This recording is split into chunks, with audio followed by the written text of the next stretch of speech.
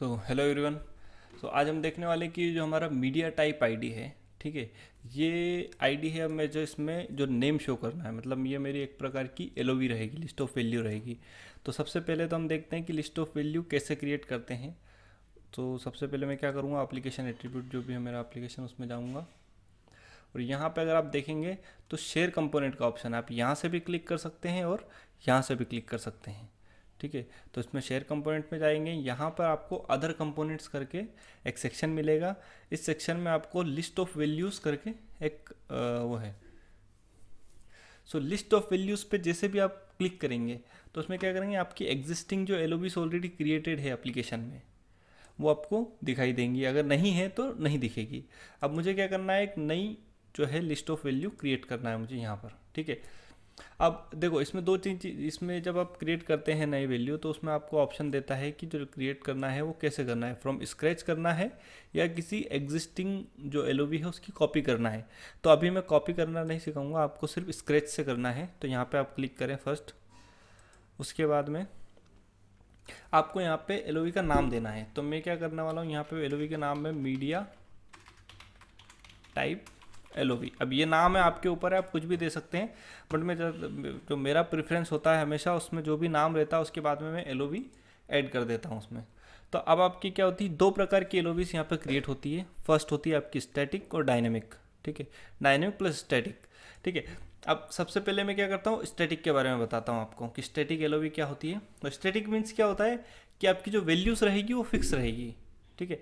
तो एक बार इसकी स्टैटिक वैल्यू यहाँ पे करता हूँ, ठीक है। अब यहाँ पे डिस्प्ले वैल्यू मैंने जैसे कि फोटो इसकी वैल्यू 1 है।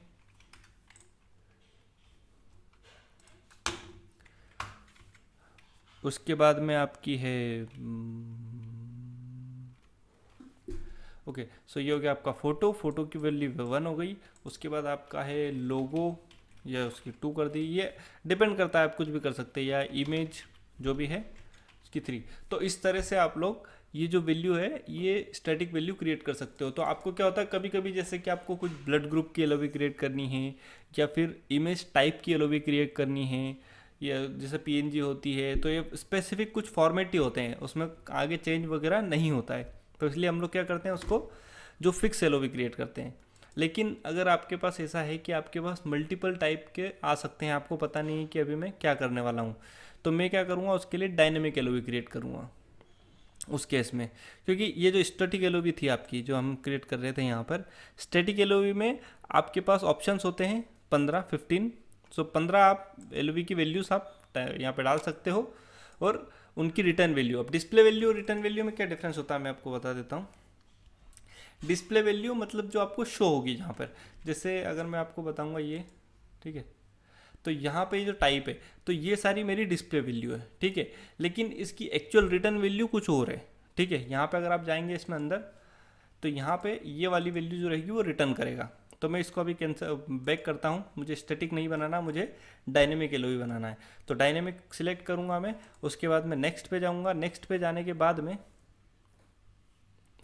यहाँ पे आपको ऑप्शन आते हैं मल्टीपल, कि आप एलओवी लोकल डेटाबेस के अंदर टेबल से बनाना चाहते हैं, या फिर आप रेस्ट इनेबल सर्विस यूज़ करना चाहते हैं, या फिर आप रेस्ट डेटा सोर्स यूज़ करना चाहते हैं। रेस्ट इनेबल सर्विस, और ये जो है आपकी रेस्टफुल सर्विसेज से रिलेटेड है, मतलब आप कोई आपके पास कोई एपीआई है। जैसे नॉर्मली क्या होता है, जब आप एक कोई एप्लीकेशन क्रिएट करते हो और डेटाबेस कहीं और है आपका, और सारे डेटा जो अगर आप एक्सेस कर रहे हो एपीआई के थ्रू, रेस्ट एपीआई के थ्रू, तो एलओवी के लिए भी आप एपीआई का यूज़ कर सकते हो।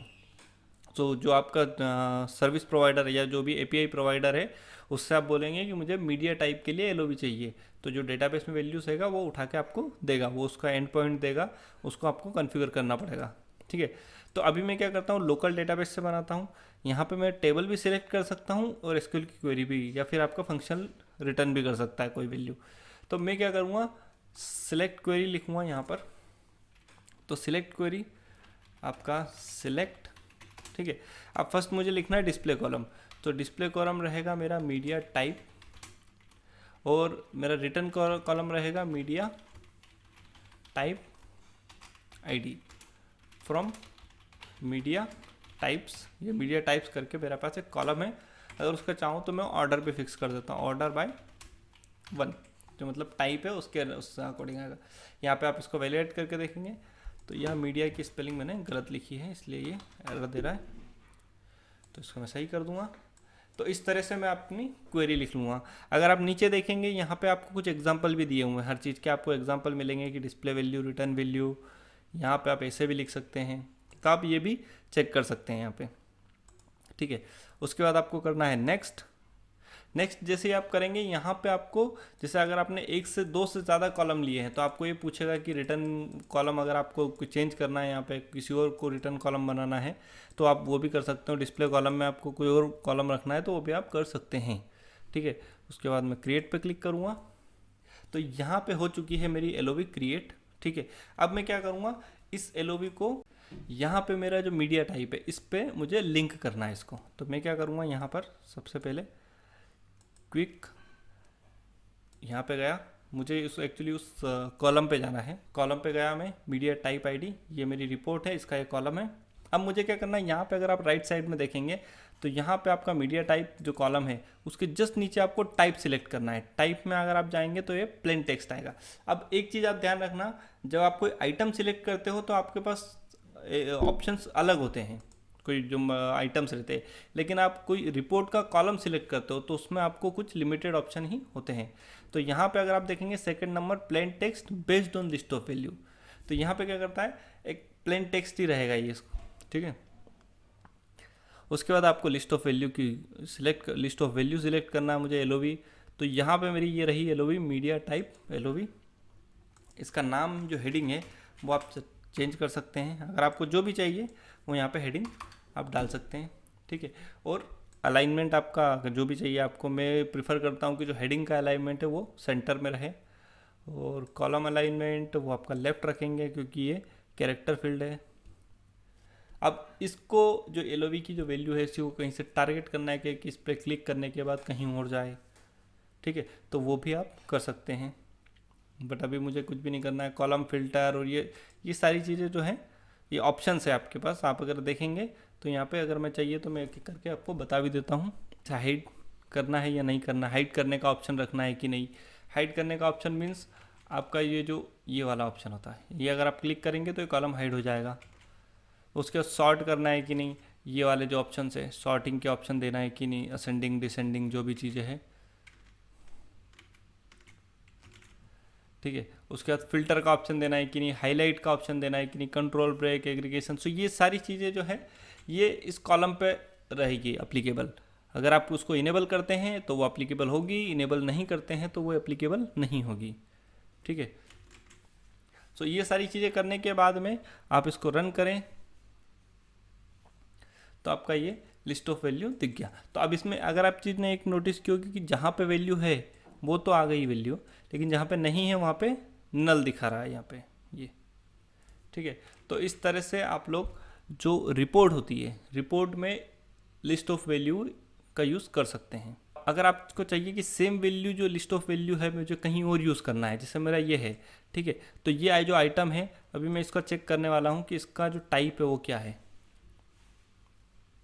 ये जो आइटम है ये भी आपका लिस्ट टाइप है, ठीक है। अब जो LOV होती है वो आपका ऐसा नहीं कि सिर्फ सिलेक्ट लिस्ट पे काम आती है, आपके बहुत सारे टाइप होते हैं जिनमें LOV काम आती है। जैसे आपका चेकबॉक्स भी होता है, उसमें भी LOV काम आ जाती है।